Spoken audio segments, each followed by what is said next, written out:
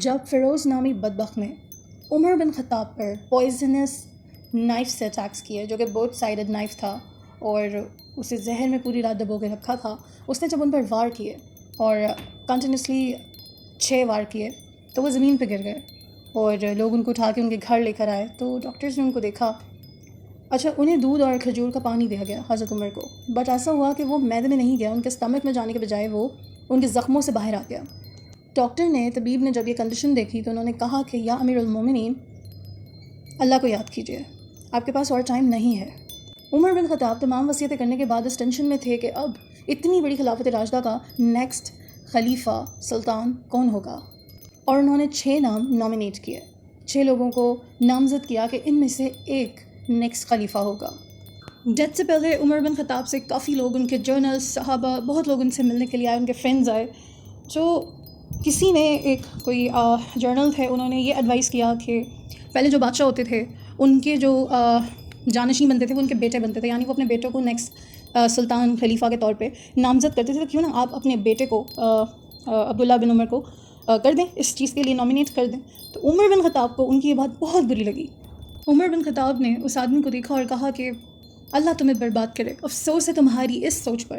میں نے اپنی پوری خلافت میں ایسا کبھی نہیں سوچا کہ یہ خلافت میرے خاندان سے چلے، کیونکہ عمر بن خطاب ایسا نہیں چاہتے تھے کہ رومن پرشین امپائر کی طرح مسلمانوں کی خلافت بھی کسی خاندان کے کنٹرول میں رہے. اب جب عمر بن خطاب نے خود اپنے بیٹے کو اس چیز سے بالکل دور کر دیا تھا تو تمام مدینہ کے لوگ کافی حیران تھے، کیونکہ موسٹلی لوگ ایسی اپرچونیٹیز کو گواتے نہیں ہیں بلکہ ان سے فائدہ اٹھاتے ہیں، اور عمر بن خطاب ایسا کر سکتے تھے بٹ انہوں نے بالکل بھی ایسا نہیں کیا بلکہ اس کی مخالفت کی. تو لوگ اب شدید سسپینس میں تھے اور سوچ میں پڑ گئے تھے کہ آخر کون ہوگا نیکسٹ خلیفہ اب مسلمانوں کا. عمر بن خطاب نے اپنے بیٹے کو بلایا اور کہا کہ لکھو، میں اپنے بعد ان 6 لوگوں کو خلیفہ نامینیٹ کرتا ہوں، ان 6 ناموں میں سے کوئی ایک ہی میرے بعد خلیفہ ہوگا. اور وہ 6 صحابہ کوئی عام لوگ نہیں تھے بلکہ وہ 10 بڑے صحابہ تھے جنہیں آپ صلی اللہ علیہ وآلہ وسلم نے اپنی زندگی میں جنت کی خوشخبری سنائی تھی، جنہیں عشرہ مبشرہ بھی کہا جاتا ہے. جنت کی بشارت سننے والے 10 صحابہ میں سے ایک حضرت عمر بن خطاب خود تھے. 2 کی ڈیتھ ہو چکی تھی اور بچے 7، اور ان میں سے 6 کو اس لیے چنا، ایک کو باہر اس لیے رکھا کیونکہ وہ تھے حضرت عمر بن خطاب کے کزن، جو کہ انہی کی فیملی سے بلانگ کرتے تھے. اور ایک بار پھر حضرت عمر نے اپنے خاندان کو آگے لانے سے گریز کیا. اس کے ساتھ عمر بن خطاب نے یہ حکم بھی دیا کہ میرے بیٹے کو خلافت کے اس فیصلے میں شامل کیا جائے، لیکن اسے خلیفہ بننے کا اختیار نہیں ہے. حضرت عمر نے یہ آرڈر بھی دیا کہ میری تدفین کے فوراً بعد میرے نامزد کیے ہوئے 6 صحابہ کو ایک گھر میں بند کر دیا جائے گا، اور 3 دن کے اندر اندر یہ فیصلہ کریں گے کہ مسلمانوں کا تیسرا خلیفہ آخر کون ہوگا، اور ساتھ ہی 50 لوگوں کو تلواریں دے کر اس گھر کے باہر ان کی حفاظت کے لیے کھڑا کیا جائے. ایسا حضرت عمر نے اس لیے کیا کہ ان 3 دنوں کے درمیان جب خلیفہ کا سلیکشن ہونا تھا تو وہ 6 لوگ اپنے قبیلے کے لوگوں سے نہ مل سکے، کیونکہ لوگ یقیناً شیطان کے بہکاوے میں آ کے دماغ میں الٹے سیدھے وسوسے اور غلط کرمنل پلاٹنگ دماغ میں ڈالتے ہیں. تو اس سے گریز کرنے کے لیے گھر میں ان کو بند کیا جائے، اور باہر 50 لوگ تلوار لے کے سیکیورٹی کے طور پہ کھڑے ہوں گے، اور ان 6 لوگوں کو کسی سے ملنے کی اجازت نہیں ہوگی.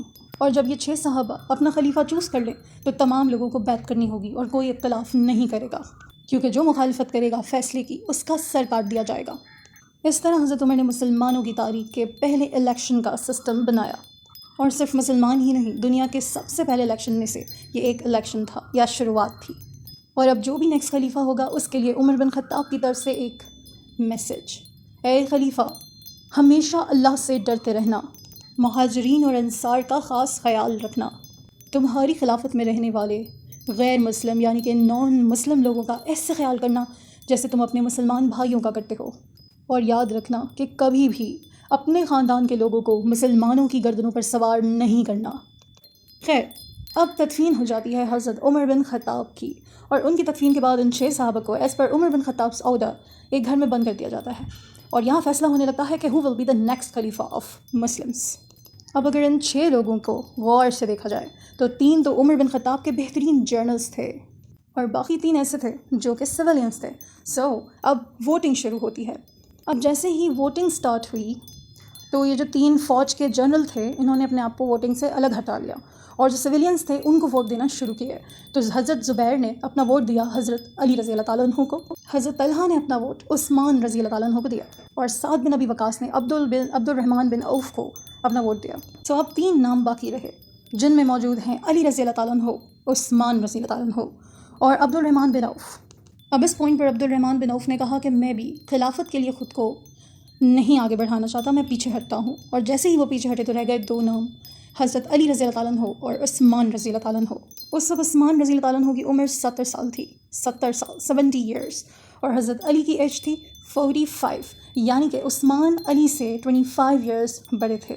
اور ان دونوں میں سے مسلمانوں کا خلیفہ کون بنے گا، اس کا فیصلہ عبد الرحمن بن عوف نے کرنا تھا، کیونکہ انہوں نے اپنا ووٹ ابھی تک کسی کو نہیں دیا تھا. اب یہ ایک بہت بڑا فیصلہ تھا، کیونکہ یہ پوری ریاست مدینہ اور پوری خلافت راشدہ کا فیصلہ تھا. ایک خلیفہ جو ہے وہ مقرر ہونا تھا. تو عبد الرحمن بن عوف جو ہے وہ پہلے سارے لوگوں کے پاس گئے اور ان کی رائے جانی، پھر آرمی کے پاس گئے، ان کی رائے جانی، ایون مسلمانوں کی جو عورتیں ہیں ان کی بھی رائے جانی، یہاں تک کہ عبد الرحمن بن عوف یوتھ کے پاس بھی گئے اور غلاموں کے پاس بھی گئے اور ان کی رائے بھی لی. عبد الرحمن بن عوف جانتے تھے لوگوں سے بات کرنے کے بعد کہ عثمان اور علی سے زیادہ کوئی بھی ایلیجبل نہیں ہے کہ وہ اس خلافت کا خلیفہ بن سکے. لیکن لوگوں کے درمیان عثمان رضی اللہ تعالیٰ عنہ کی پاپولیرٹی زیادہ تھی ایز کمپیئر ٹو حضرت علی. اس کا ایک ریزن یہ بھی تھا کہ عثمان صرف عمر میں ہی زیادہ نہیں تھے، نہ ہی صرف ایک بہترین صحابہ تھے، بلکہ وہ اپنی ثقافت کی وجہ سے بھی بہت پاپولر تھے، وہ بہت رچ تھے.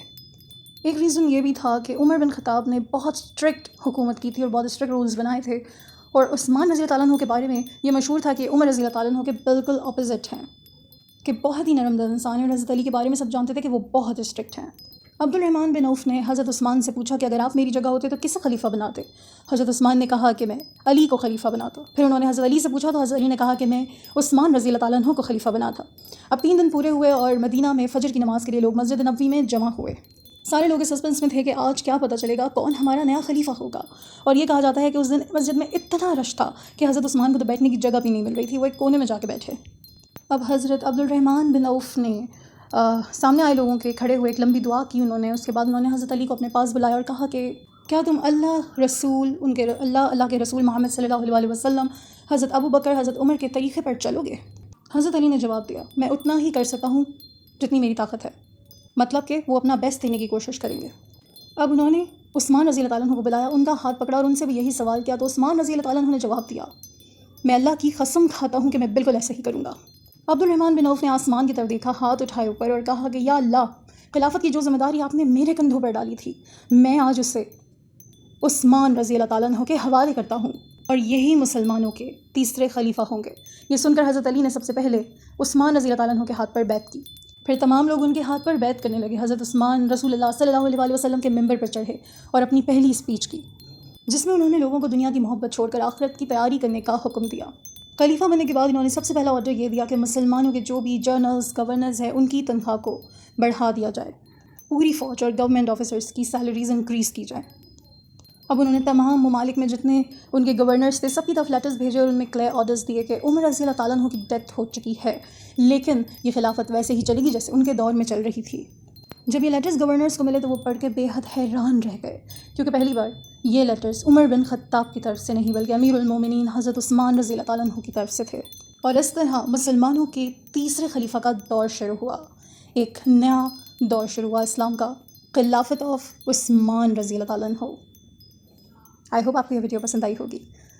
کامنٹ کیجیے، چینل کو سبسکرائب کیجیے. اللہ نگہبان.